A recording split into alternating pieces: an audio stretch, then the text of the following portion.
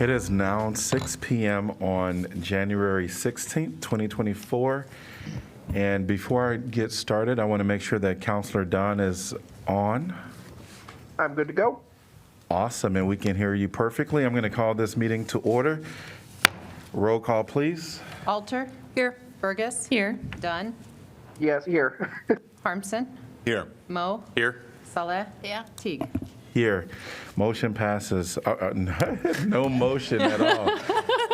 It's a fun, it's a fun day. It is, yes. Well, welcome to everyone that is present in council chambers and virtually attending in this moment. We're going to move on to item number 2, which is proclamations. We have 2A, Human Trafficking Prevention and Awareness Month. And it reads, whereas human trafficking is the use of force, fraud, or coercion to compel a person into commercial sexual acts or labor services against their will. Exploitation of a minor for commercial sex is human trafficking, regardless of whether force, fraud, or coercion was used. And whereas one of the world's fastest growing crimes is the buying and selling of people, whose growth has been accelerated in recent years.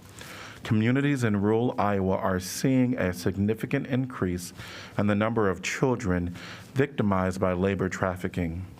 And whereas there is a large disparity between the number of persons victimized by this horrific crime and the number of persons prosecuted as offenders, with more than 661 victims receiving services in Iowa's direct service programs in 2022.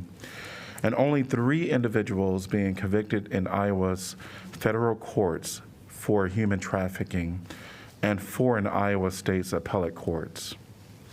And whereas every business, community organization, faith community, family, and individual can make a difference by working to protect the vulnerable within their sphere of influence. And whereas the City of Iowa City joins Chains Interrupted in their dedication to providing community outreach and education, legislative advocacy, training, promotion of services to survivors of human trafficking, and collaboration with law enforcement. Now, therefore, I, Bruce Teague, Mayor of Iowa City, do hereby proclaim the month of January to be Human Trafficking Prevention and Awareness Month in Iowa City, and encourage all our citizens to become more informed on this growing problem, to be vigilant and report suspicious activity, and to work towards solutions to end trafficking in all its forms in our community. For assistance with this, reach out to Chains Interrupted at 319-364-0222. If you see something that doesn't look right, reach out to the National Human Trafficking Hotline at 888-373-7888. And to receive this proclamation, we have Teresa Davidson, who is the CEO and co-founder of Chains Interrupted, accepting it.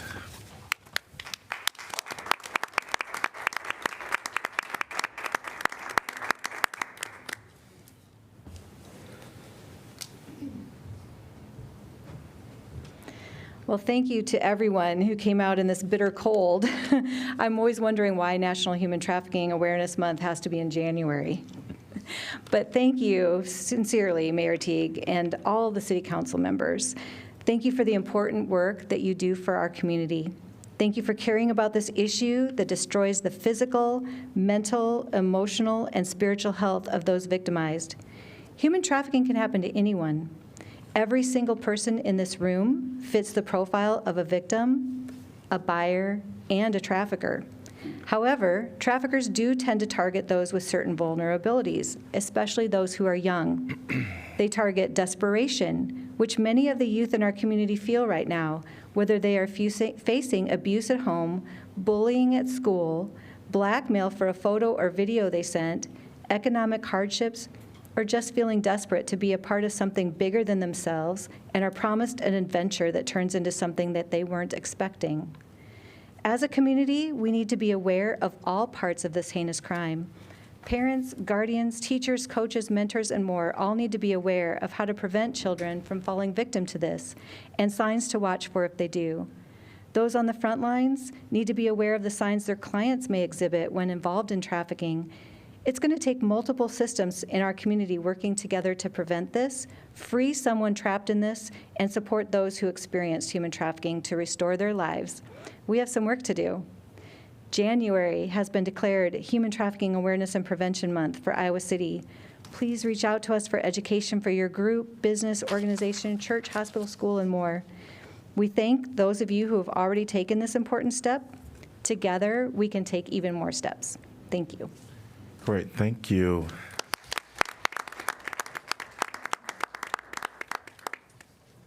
All right, we are going to move on to our consent agenda. And can I get I know that during our work session, our city attorney talked about separate consideration for 6A and 6B. That's correct, Your Honor.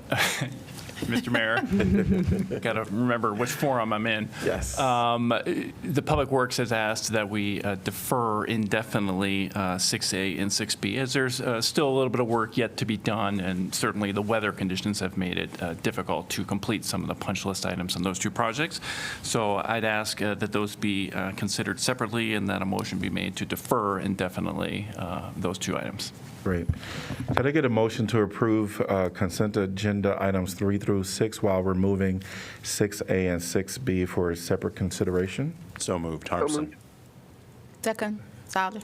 Moved by Harmson, seconded by Dunn. I heard him. All right. And then anyone from the public like to address any item that is on our consent agenda with the exception of 6A and 6B? If you're in person, please step to the podium. If you are online, please raise your hand. Seeing no one in person or online, council discussion.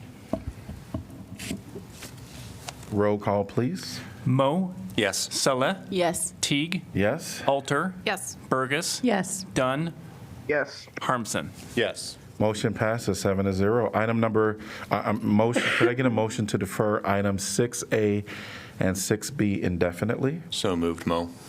Solid. Second, Solid. All in favor, say aye.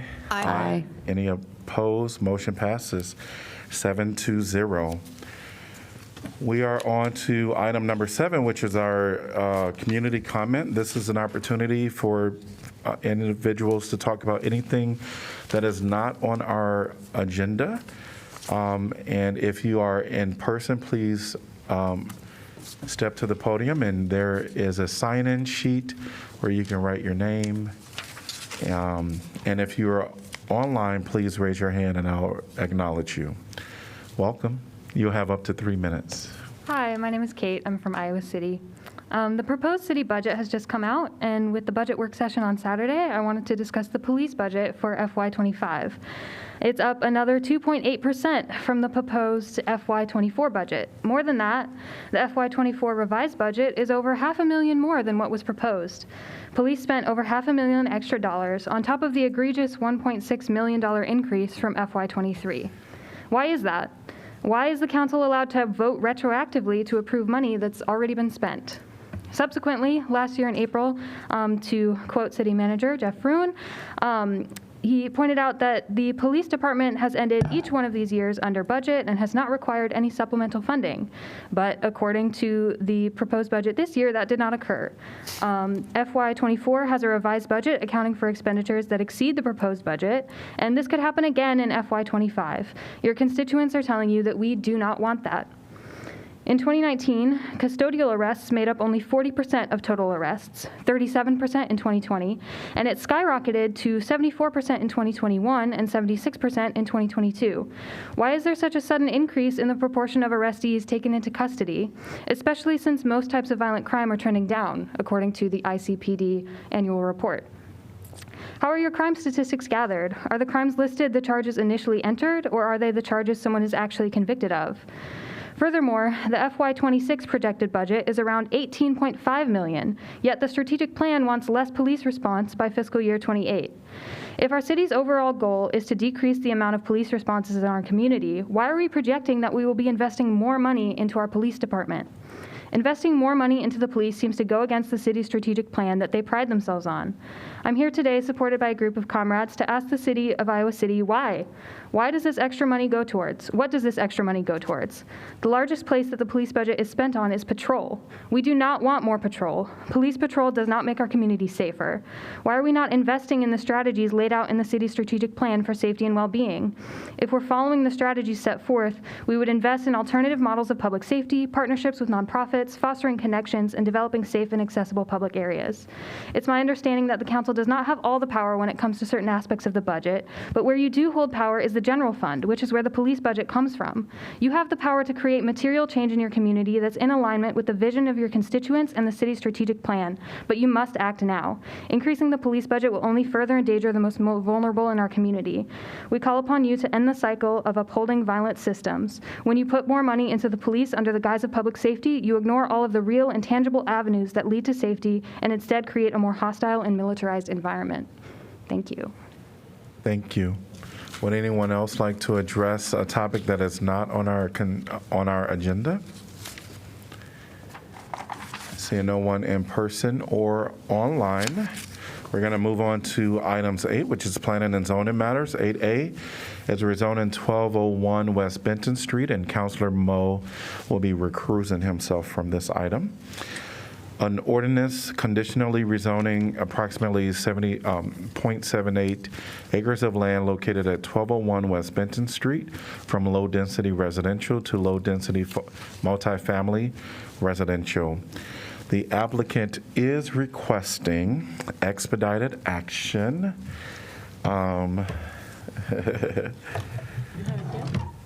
Yeah, I think it's, yeah, is requesting expedited action.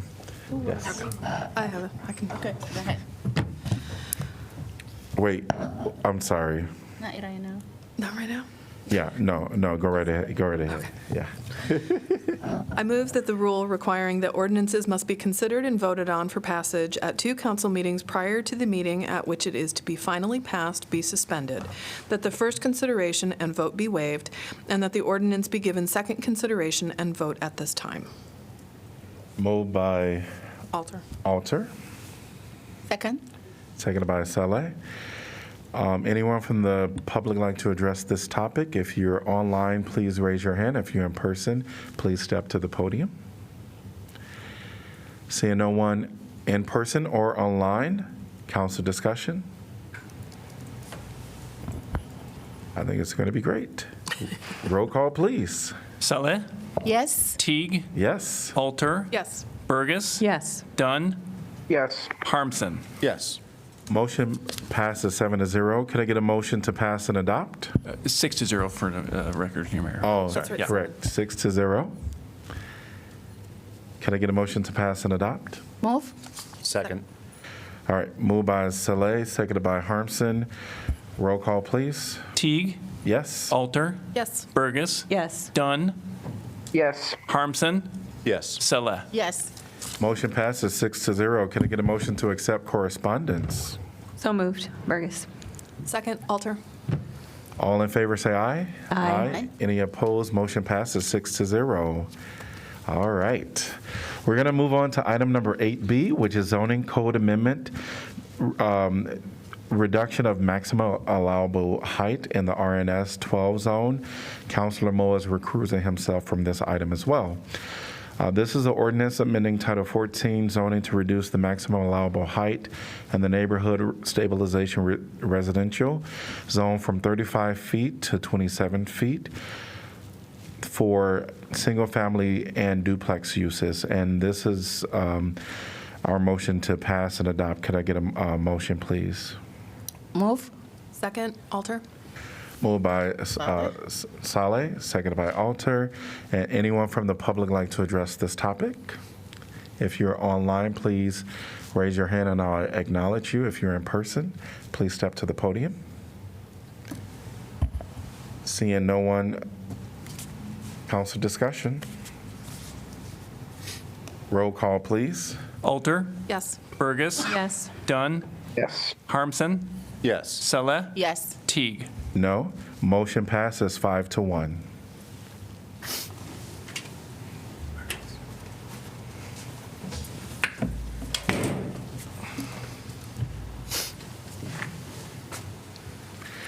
8C, Comprehensive Plan Amendment, resolution to amend the Comprehensive Plan Future Land Use Map for property located north of I-80 and west of North Dodge Street at the end of Moss Ridge Road from Office Research Development Center to Intensive Commercial.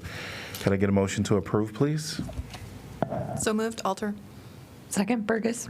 All right, and welcome, Danielle. Thank you, Mayor. Danielle Sitzman, Neighborhood and Development Services. As you said, this is a comprehensive plan amendment. There will be a separate rezoning case after this with the CZA that we have received. So the owner and applicant in this case is Stephen Moss. They are interested in selling approximately 61 acres of property located north of Interstate 80 and west of Highway 1 North Dodge Street. The applicant submitted, like I said, 2 applications to allow future commercial uses here. ATI Group is interested in developing the property for transportation and warehousing facilities. The owner plans to accomplish this through a comprehensive plan amendment to change the future use map designation in the comprehensive plan from Office Research Development Center to intensive commercial and to also, like I say, accomplish a zoning map amendment. The comprehensive plan amendment must be approved for changes to the zoning map to be consistent with comprehensive plan. That's why this one is coming first. The subject properties are in the North Corridor Planning District, but there is no district plan for this area. One has not yet been developed. Shown on the map is the location of the subject property. As I mentioned, it's north of I-80 and west of North Dodge Street. In between it and North Dodge Street is the former Pearson building shown there, and the rest of the area is largely undeveloped. There is a street connection to this property, Moss Ridge Road, which the city did develop ourselves in 2015, and the city does own some of the property that is undeveloped to the northeast of the subject property. This shows the current comprehensive plan designation, future land use map designation.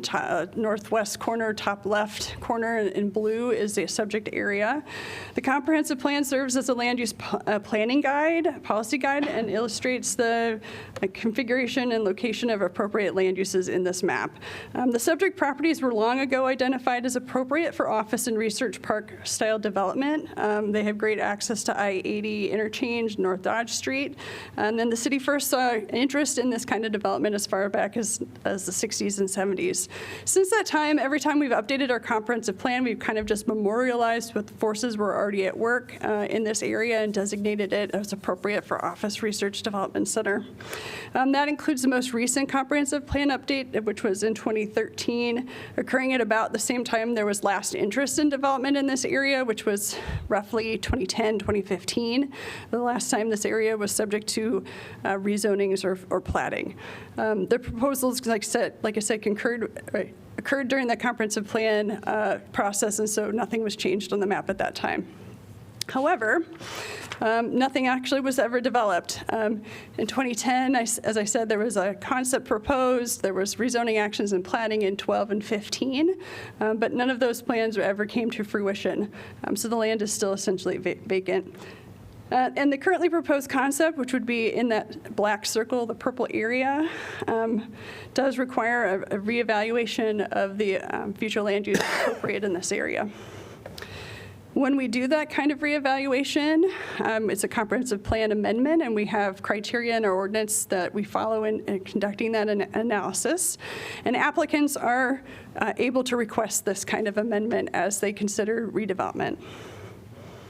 So we'll go through those criteria here quickly. And the first one is whether circumstances have changed or there's additional information since the last time the comp plan was updated. And we certainly feel that's the case here for this property. As I said, the development interest over time has changed. The uses in this area have changed. Pearson's no longer operating in this area. And we've seen quite a bit of demand drop for office space, even most recently with the pandemic. There's certainly a clear shift to a different kind of working from home, and that the major operators of Office Research Park in this area have also accordingly changed their operations. That includes the ACT campus farther south as well as Pearson. Can I interrupt just for a minute?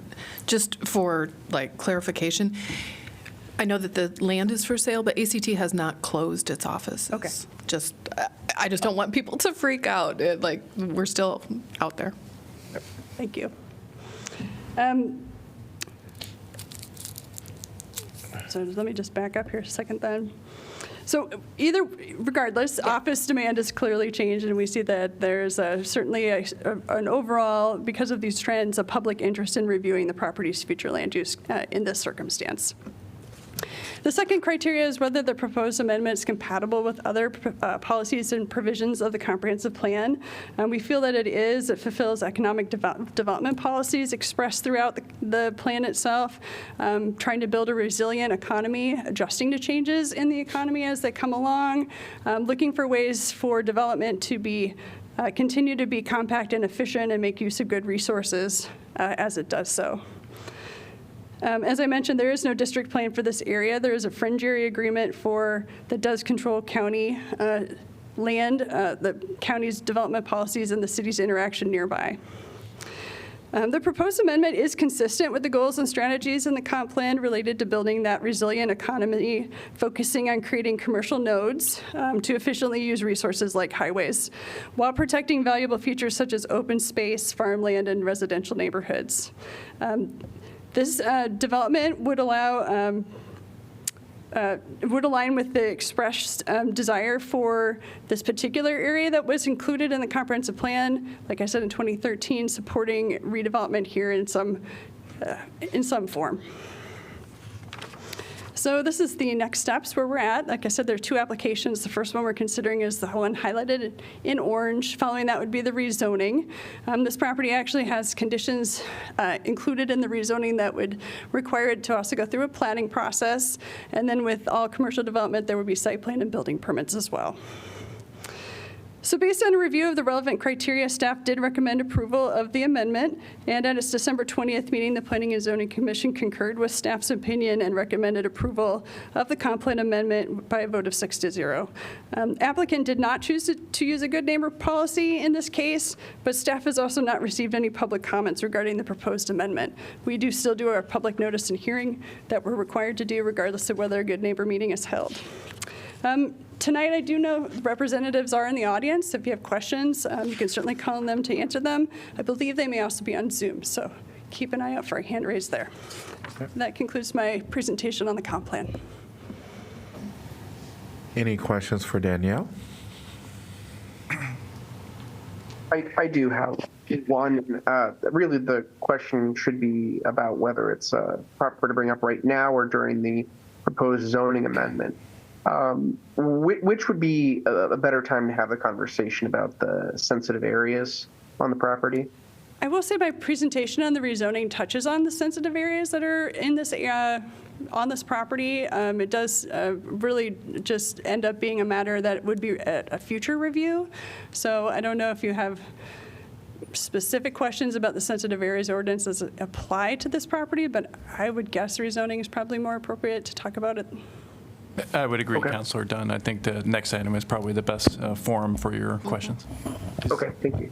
Is it accurate to say that regardless of what the comprehensive plan says about this space, sensitive areas would still need to be reviewed? Yes, those are Housing, part of the zoning industrial. code and our regulatory feature. Yeah. No, I think it's very appropriate to talk about this as we, in our work session, talked about amending the comprehensive plan. We have something in our comprehensive plan that is not maybe what we need a whole lot more of in the future. So this is a good case study for us. All right, thank you. And I'm assuming none of the development team want to say anything at this point, just available for questions? Okay, welcome. I'll sign in a minute. I'm Michael Mullenbrook with McClure. Tyler Leo with ATI is also on the call. We know this is the first time this application has been in front of you, and we're here for questions if you have them. I just want to say that city staff has been great to work through this with. It's been an interesting property over time, and it's exciting to be moving forward. So thank you. Thank you. Anyone from the public like to address this topic? If you're online, please raise your hand. Seeing no one in public or in person, council discussion. I would just say that I appreciate the work that's gone into this application, as well as the staff explanation that we got here before us. I really don't have any problem with anything that we're looking at. I think it makes a lot of sense with the changed market conditions that we've all been able to see almost certainly in our own lives. Okay. Roll call, please. Burgess, Yes. Dunn, Yes. Harmson, Yes. Mo, Yes. Saleh, Yes. Teague, Yes. Alter. Yes. Motion passes 7-0. Item 8D, rezoning Moss Ridge Road. Ordinance conditionally rezoning approximately 61.72 acres of land located north of I-80, west of North Dodge Street, at the end of Moss Ridge Road, from Research Development Park Zone, Interim Development Research Park Zone, and Highway Commercial with a planned development overlay zone to intensive commercial zone. And I'm going to open the public hearing and welcome Danielle again. Thank you, Mayor. As I said, this is the second of two applications. This is the rezoning for the same subject property for the same purposes. The proposed rezoning is aimed at development of an intensive commercial use, which aligns with the current changes and trends that I mentioned we are seeing today. Furthermore, this location is near other warehousing uses and has few neighbors. It's appropriate for considering a more intensive land use. The property has 3 existing zoning districts applied to it, shown here in this exhibit, including an overlay zone, so that O district that you just saw in the introduction there, and has a variety of conditions applied to it through the previous rezoning process through a conditional zoning agreement. It was based on a previous development concept and a master plan approved, like I said, in the 2010-2015 time frame. No development ever occurred other than the city to build a street network to connect in this property. So really, at this point, those conditions are no longer relevant and are not being proposed to be carried forward. The conditions that are included in this rezoning case at the end are relevant to the proposal of concept as far as we know it, and I'll go through those as we get to them in the presentation. So the proposed rezoning is to an intensive commercial CI1 zone. It's the least intense commercial zone, or it's also not an industrial zone, that allows the type of use contemplated by the current developer. Staff worked with the development team to identify that zone for them to request to make sure that it was what they needed for the concept that they had in mind, but not any more intense or expansive than what we thought was appropriate and identified in the comprehensive plan amendment change that you just approved. It does require, because it's a commercial zone, commercial site development standards to be reviewed and approved. We think that's a good thing. The commercial site development standards are more stringent, more expansive than those for industrial. Industrial tends not to be as design focused versus commercial, which is, and we think that's important for this site. If you're interested in what other uses would be allowed, that was included in the staff report. There are a variety of other uses besides what the applicant's considering. I will say that even though there's quite a few of them, they all do still have provisions usually attached to them. So while it is opening the door to commercial, our code does have backstops built into it for things that would be impactful, and we do go through additional reviews for standards for anything happening outside. So the outdoor display, there's landscaping and screening requirements built into our code to address those. This is the concept so far that they've developed. They really don't have to have a concept at this point. They are not requesting an overlay zone, so no OPD as part of their rezoning. They do not need to request that O zoning because they're not impacting sensitive areas. If they were proposing impacts to sensitive areas, that would have triggered an OPD rezoning. The previous rezoning conditions, as I mentioned, are no longer really relevant. They were focused on creating a cohesive design as part of that master planned office park that did need an OPD rezoning to have certain waivers from base standards. They're not requesting that as part of their proposal or the rezoning. And as I mentioned, future development would also need to be reviewed to the criteria applicable to commercial site development standards. And the commercial site development standards ensure, like I said, that commercial development is compatible in scale and intensity to surrounding development. It does have standards for screening of outdoor elements visible to the public. It also ensures safe pedestrian and vehicle circulation.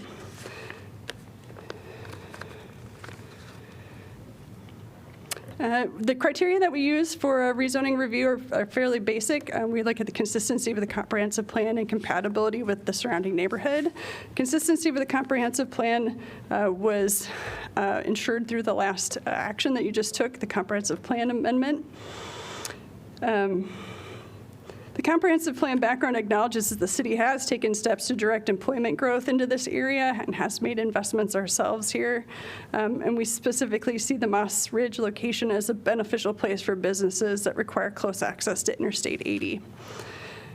Regarding compatibility with the existing neighborhood, this particular property is bordered by agricultural, other warehousing and office, the interstate, as well as light industrial and indoor recreation and some city-owned property as well.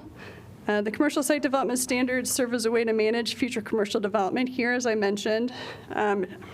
Staff does find the property would have minimal impact on the existing neighborhood character due to the majority of the land to the west of this and north being undeveloped.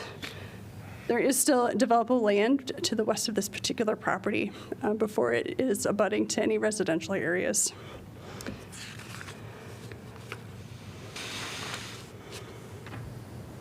As I mentioned, because they're not impacting sensitive areas, there's no sensitive areas plan included with this rezoning as there would be typically. We can address sensitive areas. We do review sensitive areas in a couple different ways, different steps of development. One of those steps could be at site plan. If a commercial site plan were to come in, we would simply look at the sensitive area on that site. Staff is actually proposing a condition that would require a prelim and final plat. That's a stage earlier in the development process with a more holistic approach to sensitive areas. We think that's a better way to actually make sure that the sensitive areas throughout the entire property are addressed earlier in the process rather than waiting on a site-by-site analysis. So that condition is included in the recommended conditions here, that they do a preliminary plat. Another element of previous development here was the filing of a traffic study in 2012. That was based on that former master plan, which is no longer the development concept. And so we do also want to see an update to that traffic study before we would get into the approval of specific development. So that is also included as a condition on this rezoning. So as I mentioned, second of two applications where this is the rezoning stage, including those three conditions. The third condition having to do with water main design and extension of a water main. So based on the review of the relevant criteria, staff did recommend approval with those conditions. At their December 20th meeting, the Planning and Zoning Commission concurred and also voted 6-0 for the rezoning to proceed with those conditions. We have, as I said, received the conditional zoning agreement signed tonight. And that concludes my staff report, and I'm happy to answer questions. Okay. I guess just start with my question about the sensitive areas. I noticed the staff report mentioned that there was a certain section of it that would that could potentially be considered for the National Registry of Historic Places. Would you be able to go into some detail on that, as well as what section of the property it is, and also any archaeological aspects of the property? So that is in reference to archaeological resources. Anything having to do with historic is in regard to archaeological sites. I don't have that study in front of me. We tend not to actually divulge that information because it can lead to those resources being prematurely removed by people who trespass. So what we do is we require those resources to be studied and cataloged by the Office of the State Archaeologist, and then they determine whether they should be removed or mitigated or left in place. So I don't have that information with me tonight, but if you're interested in it, Councilor Dunn, we can provide it to you. But we've been assured that those sites will not be affected by this development. Right, they're regulated through our sensitive areas ordinance, and they're required to contract with a qualified third party to study those. It ends up tending to be the Office of the State Archaeologist. Okay, thank you. Any other questions for Danielle? I'm pretty sure that I'm putting the, as is my theme for the night, putting the cart before the horse a little bit. But can you go to the visual of what the proposed, just the, yeah. This is just a rough concept. Exactly, totally understand that. Yep. So I'm interested in that in relation to the traffic study, because it looks like there's only that one road, Moss Road, Right. Moss Ridge Road, sorry, that then empties out onto Dodge. Is that correct? Right. So would part of the traffic study be only looking at So the existing traffic study or patterns? Right. Sorry. The purpose of a traffic study is to determine whether there are offsite improvements that need to be made to some other part of the road network to ensure that it functions. The 2012 traffic study actually probably was looking at more intense traffic uses because of the nature of the mix of commercial and support services versus what may ultimately end up being here, which is more of logistics use with very little office or very little customers coming to the site. Right, okay. So the scope of the traffic study would certainly extend beyond the site. It would look at the entire street network and whatever road design they end up proposing, the connections and the potential generation of traffic on site and how that traffic would disperse into the rest of the network. Okay. So until they identify those uses Yeah. or a more concrete street network, we really can't say for sure. No, but even that explanation helps contextualize it for me. Thank you. Thank you. Anyone from the public like to address this topic? If you're online, please raise your hand, your virtual hand. And if you're in person, please step to the podium. Seeing no one in person or online. Before I close the public hearing, I just wanted to see with my fellow counselors if you're inclined to vote with P&Z. Yes. All right, we have a nodding of some heads. All right, so I'm going to close the public hearing. Could I get a motion to give first consideration? Move Saleh. Second, Mo. Council discussion. I think it's an interesting way to kind of have a new lease on life for this area that kind of had one direction essentially go stagnant, and then with the way that everybody is doing business this time, I'm excited that there's a possibility for it moving forward. Yes. Yeah, agreed. Roll call, please. Dunn, Yes. Harmson, Yes. Mo. Yes. Saleh. Yes. Teague. Yes. Alter. Yes. Burgess. Yes. Motion passes 7-0. We're on to our regular formal agenda, and we'll start with 9A, 2023 sanitary sewer repairs. Resolution approving project manual and estimate of cost for the construction of the 2023 sanitary sewer repairs project, establishing amount of bid security to accompany each bid, directing city clerk to post notice to bidders, and fixing time and place for receipt of bids.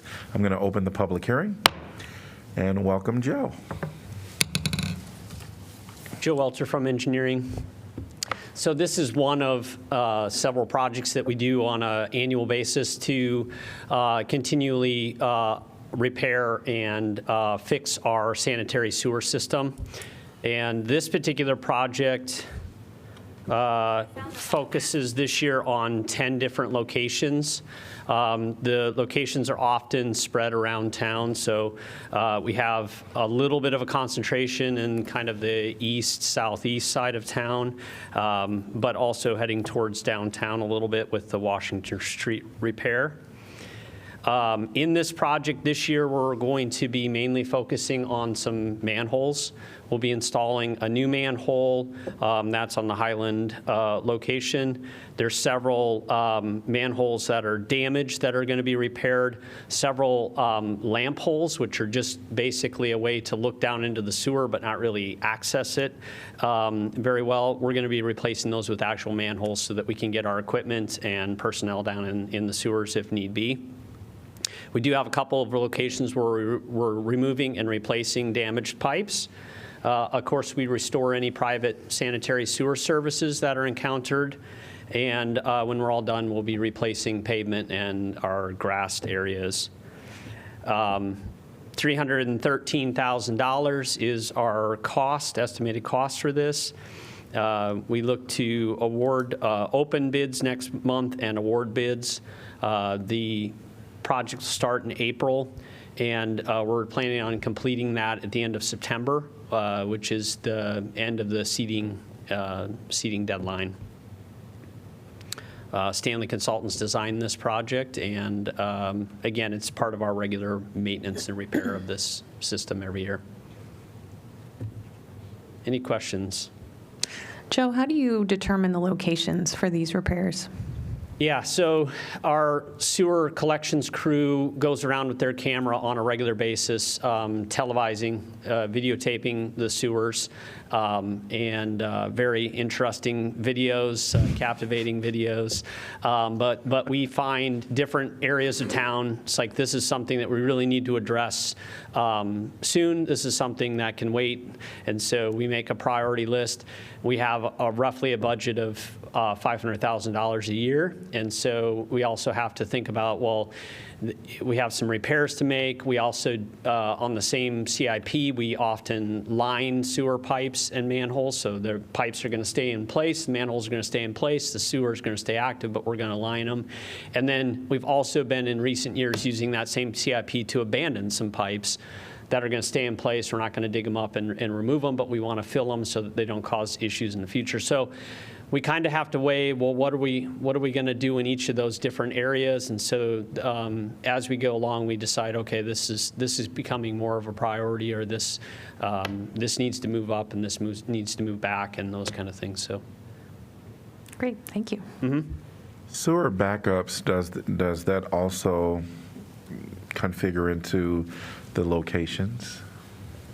Sewer backups in the main or in services? I would say in the main. Are very rare. Okay. Most of the time, if we're getting a sewer backup in the main, it's usually because there has been a pipe failure in some way, or there's a sag, the pipe has sagged in some way. Those tend to be dig them up, completely replace them. Sometimes they fit into this. This is usually small sections, like we're replacing 10 feet of pipe or 15 foot of pipe. Sometimes what you're talking about, that ends up being more of an emergency situation, or it ends up being something where we have to plan out a whole project that involves, sort of a whole block or a half a block. Those end up tending to be either, we got to do this right now, it's an emergency, or this, we need to sit and think about how to do this. We hire a consultant for that and go through a whole process. This tends to be more of, these are small little repairs. We're going to hire one consultant, or one consultant, one contractor, get unit prices for all that, so that we instead of dividing this up into 10 small projects, we get some economy of scale by putting them together. Thank you. Appreciate the use of technology to make these repairs surgical as opposed to whole replacement of old pipes. And I know this is not what we're looking at today, but I am curious, is there a long list of these that you guys have a prioritized list coming up? We don't run out of opportunities. So, yeah, we have about a 3-year schedule, 2 to 3 years that we're working on. So we kind of have an A list, a B list, and a C list. So the A list kind of ends up being the most highest priority, and then down from there. So often the B list becomes the A list for the next year, but not always. Some things come up, and we don't get around to every pipe, but on about a 3-year cycle. So as our crews are televising that, they're finding new things that maybe they didn't see 3 or 4 years ago, and so that can move something up or down on the list as well. The access to the repair also significantly impacts what makes this type of project and what might become a bigger CIP. If it's right in the middle of the street, that's great, that's fine. If it's in the back of a property and there's fences and sheds and all kinds of different things in the way, or it's down in a ravine, those kinds of things make it more complicated. Those often don't make it onto this project. They might become a bigger CIP, individual CIP project. Thanks. I might be. Oh, go right ahead. Actually, my question is simply, it was working off from what you were talking about, and you were with those, like when it was a main line or something, and I'm assuming that's like if there's a water break or something, right? Like we had on Court not long ago, right?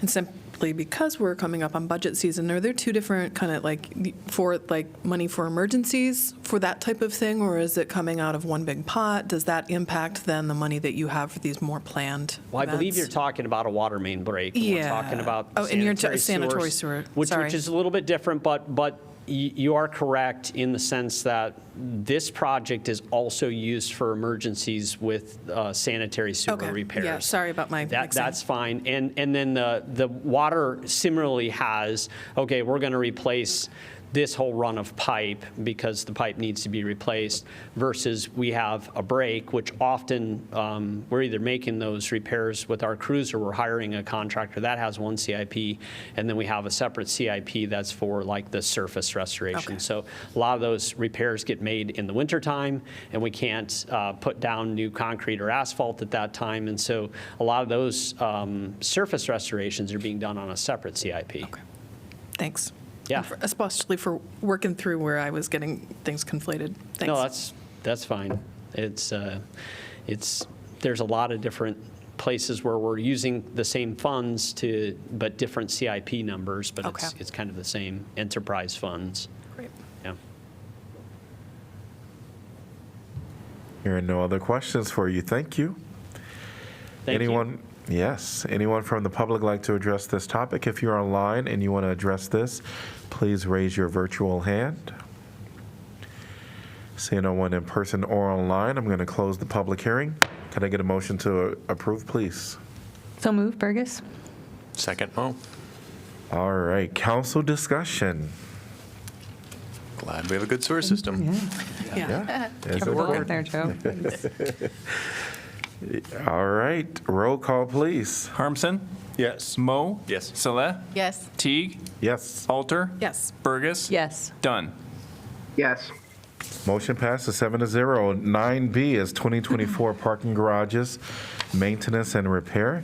Resolution approving project manual and estimate of cost for the construction of the 2024 parking garages maintenance and repair project. Establish an amount of bid, security to accompany each bid, directing city clerk to post notice to bidders, and fixing time and place for receipt of bids. And I'm going to open the public hearing and welcome again, Joe. Thank you. So this is also an annual repair project just on our parking garages. And this year we are focusing, we have 6 different ramps. This year we're focusing on the Capitol Street ramp. And it's structural work that we're doing this time around. So sometimes these projects will have electrical work or HVAC work or mechanical work. This year, we're really focusing on this one ramp and all structural repairs. So we'll have areas that we're resealing, areas we're filling with epoxy or putting new membrane down. We do have a couple of stem repairs, which are going to involve a fiberglass reinforced plastic mesh. There's some flashing that needs to be redone, some spalls and some broken concrete that's going to be removed and then replaced. This is also doing some stairwell maintenance in that ramp. The project that's going on right now, the 23 project, is similar types of things on the stairwells at Dubuque Street and Tower Ramp, and so this is going to be very similar to that. The last thing that we get quite often on the type of ramp that Capitol Street is the plates, the joints are welded together, and the weld breaks, and so we got to take the joint out, re-weld the joint together, and then re-put the joint back together. So that's often done, and we have to bring in welders to do that. So that's the type of things that we're doing this year on the annual maintenance project. The estimated cost is $366,000. I coordinated this so I'd have the same council night and the same bid opening and the same award night, so I don't know. But all right, same dates there, but the construction is going to start in May. It's a relatively compact schedule, but it's also, the work is doesn't involve a lot of subs. It's going to be one contractor primarily, and so we're hoping to get that done and completed before students come back for the university schedule. So starting in late May, hopefully ending in mid-August. Shive Hattery is our designer on this, and they been our designer for several years now and did an excellent job on this. Questions? How many parking spots get lost during the construction? We limit it, generally it's limited to 60 spots at a time. There are times of the day or days of the week that sometimes parking will say, okay, well, we can go a little bit over that 60 spaces. The parking ramps haven't generally been full since the beginning of the pandemic. The one exception is sometimes Capitol Street gets fairly full. But sometimes we just have to push people up a little bit further to that 4th or 5th level, which haven't been getting as much parking in recent years. But it doesn't tend to be an issue that we run out of spots. It's more the issue tends to be that people park in the spots that we've said not to park in, and then we have to move the cars around. And then people are confused where their car went to. So that tends to be more of the issue than the spots that are taken. Are there any penalties for the contractor to not finish on time? Yes, there are. There are liquidated damages on this project. The contractors that we've had bid in recent years, and we've had about 3 different contractors do this type of work, have been excellent to work with, so I don't anticipate issues with that. So, and again, we kept this project relatively to a safe, things that they're used to doing regularly. There's not any kind of weird, different things that we're doing on this project, so. And then, last question. This parking garage, I assume, has a lot of life left in it. Like, the investment is absolutely worth it. There's many, many, many more years of life in this parking garage.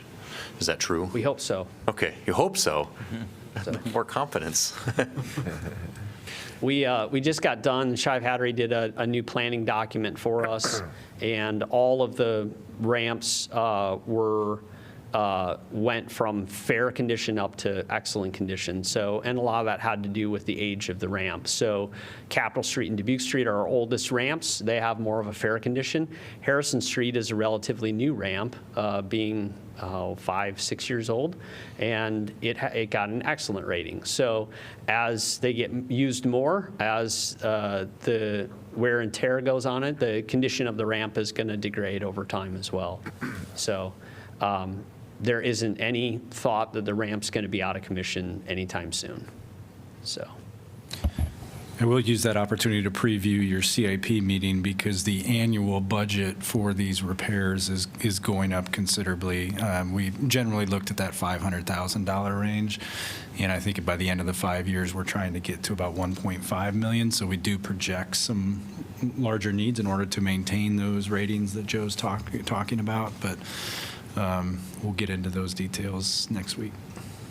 Yeah, part of that planning document that we just did was looking at chloride levels in the pavement concrete itself, and how much intrusion there is of chlorides, which are coming directly from application of brine and salt materials this time of year, and then that penetrating down into the cement, which tends to deteriorate the concrete. And that's one of the things we really wanted to look at to address your question more in depth is how do we know how well the concrete's doing, or how well do we know that the penetration of those chlorides isn't getting to the metal inside of the concrete. And that's one of the things that we really wanted to do. So. Okay. Thank you much. Thank you. Anyone from the public like to address this topic? If you're online, please raise your virtual hand. And if you're in person, please step up. Seeing no one in person or online, I'm going to close the public hearing. Can I get a motion to approve, please? So moved. Alter. Second, Burgess. Council discussion. I just think that as with all of our projects, the more communication and public announcements we can say, including maybe even some signage about like, just keep going up, go up, so that people know that they can park, but that they don't, dude, where's my car? All right. Roll call, please. Mo? Yes. Saleh? Yes. Teague? Yes. Alter? Yes. Burgess? Yes. Dunn? Yes. Harmson? Yes. Motion passes 7-0. We are on to item number 10, which is our announcements of vacancies previous. 10A, we're going to go with Charter Review Commission, 9 vacancies to fill a 1-year term, beginning April 1st, 2024, and ending no later than April 1st, 2025. Applications must be received by 5 p.m. Tuesday, February 13th, 2024. Ad Hoc Truth and Reconciliation Commission, 1 vacancy to fill an unexpired term. Applications must be received by 5 p.m. Tuesday, January 30th, 2024. Airport Zoning Board of Adjustment, 1 vacancy to fill a 5-year term. Airport Zoning Commission, 1 vacancy to fill a 6-year term. Board of Appeals, 1 vacancy for an HVAC or building design professional or a qualified trade representative with experience and training to fill a 5-year term. Historic Preservation Commission, East College Street, 1 vacancy to fill an unexpired term. Historic Preservation Commission, Jefferson Street, 1 vacancy to fill a 3-year term. Historic Preservation Commission, Woodlawn Avenue, 1 vacancy to fill an unexpired term. Public Art Advisory Committee, 1 vacancy to fill a 3-year term. Public Art Advisory Committee, 1 vacancy to fill an unexpired term. Senior Center Commission, 1 vacancy to fill a 3-year term, and these vacancies will remain open until filled. We're at item number 11, which is City Council information. Can I just do a huge thank you to our Parks and Rec and our road crews for just probably not tirelessly, probably in a very, very tired fashion, but by keeping at it and trying to make sure that people are safe and that the roads are clear, and working to get trees out of roads and yards. And so I just, heartfelt thank you. I think piggybacking off of that, I actually had sent a city manager a request for some storm by the numbers, to put together some numbers. So if I missed something here, Jeff, you want to chime in, but I'll hit a few highlights. 250 miles of streets that have to be plowed. To do those 250 miles of streets, there are 26 staff in the streets department that do snow plowing. They have 14 plow dump trucks, 11 end loaders, and a motor grader. I believe they were doing some of 16-hour shifts, 2 different teams essentially on 16-hour shifts during the height of our 2 back-to-back snowstorms. Let's see, some of the things still calculating the number of hours of overtime plus the cost in salt, sand, extra fuel, and extra maintenance. Our other departments, in addition to the wonderful work of our streets department, you mentioned Parks and Rec and Forestry, also clears all kinds of trails. They have staff that do that. We have our emergency departments, fire department and Iowa City Police Department. Looks like they had 74 different accidents ICPD responded to in this time period, although they don't. This doesn't break down whether or not how much was weather and how much were injuries. Let's see, it looks like ICPD had 208 calls for motorist pedestrian assists from the morning of the 9th to the morning of the 16th. It says several calls were for officers to give rides to unhoused individuals or bus patrons with no other mode of transportation when the buses were not out. I also heard a little rumor that we had other members of city staff, some who might be in this room, who when we had to cancel the bus service for safety reasons during the first snowstorm, they happened to have a big old four-wheel drive pickup truck, Redmond's one of them, who there were several people who were stranded at the downtown hub and then spent several hours. And Redmond, you probably know, if you want to shout out to anybody else who is doing this, or Jeff knows, just with their personal vehicles, we're giving people rides home. So excellent neighborly kind of behavior. Iowa City Fire Department, of course, was also helping calls. Sounds like they had 235 different incidents for various things over the time when everybody else was hunkering down inside, and so they were out still doing their jobs. And we'll probably get, I'm sure we'll probably get some more information. Certainly the shelter house busy keeping number of guests in the emergency shelter and winter shelter, I think ranging from, depending on the day, 130 to over 150 different people who were taking advantage of those services. There was also an effort by Shelter House and with some help from various entities, including the city, to provide people who were refusing shelter, providing them extra fuel for warmth and things like that. So this was all happening. Again, well, many of us were comfortably safe and warm. And so I just kind of want to do that, and I'll go ahead and pause. And Jeff or Redmond, what did I forget? Yeah, jump right in. And thank you, Redmond, for being part of that. That was above and beyond the call, and it is appreciated.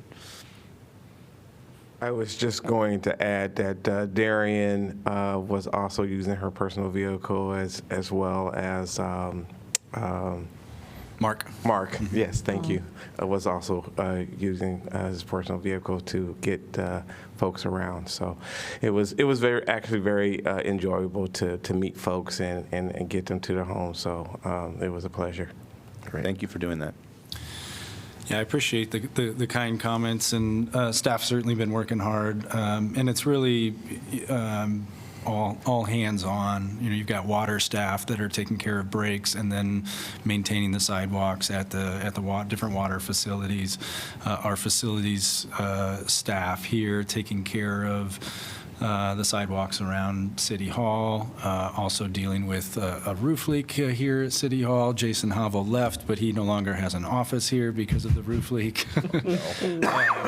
We had a pipe burst at the rec center. We've got temperature issues at Senior Center and Terry Trueblood. So it's kind of all hands on deck. The transportation staff is not only driving folks around, but they're clearing curb ramps downtown, clearing the parking decks at the upper levels as well. So it's been exhausting for many staff members responding. And then there's a lot of folks behind the scenes that are working hard. Our communications staff are on call pretty much at all times, waiting for those updates and trying to get those out to the community as well. So appreciate council's support. And I know the Public Works crew will be downtown the next 2 nights, hauling all of the snow out and taking it over to our old Public Works campus, where it'll probably be there until July. And that's certainly a long, exhausting effort, too, as we do that, primarily in those midnight to 3 a.m. hours. I think it's worth pointing out, too, with the extreme cold, a lot of streets are still packed snow and ice because it's too cold for the salt to be very effective.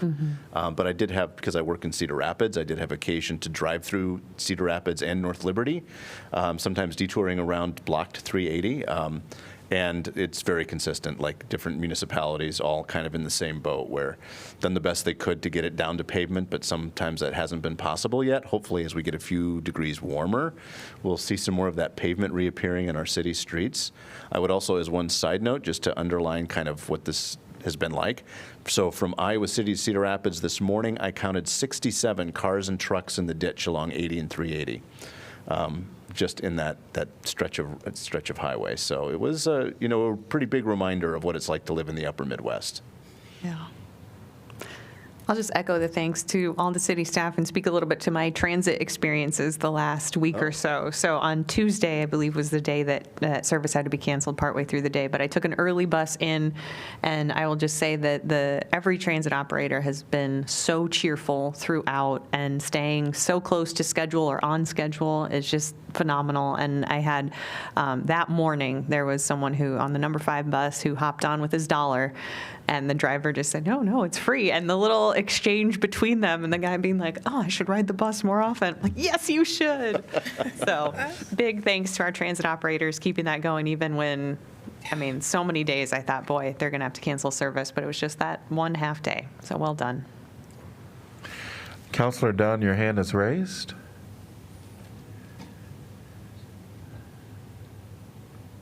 Yeah, sorry, I was having some technical difficulties. I just also, in addition to all of the commendations that we're giving to city staff and everyone else who stepped up when things got tough, I also want to commend a couple of people in the community groups, the Catholic Worker House that did some major work with support for Shelter House, serving meals. As well as members of the punk community who showed up and were able to help out distributing, food, fuel, and other necessary resources for survival, again, to a lot of unhoused people during a time of great need and struggle. So just making sure that we thank everyone, that we possibly can.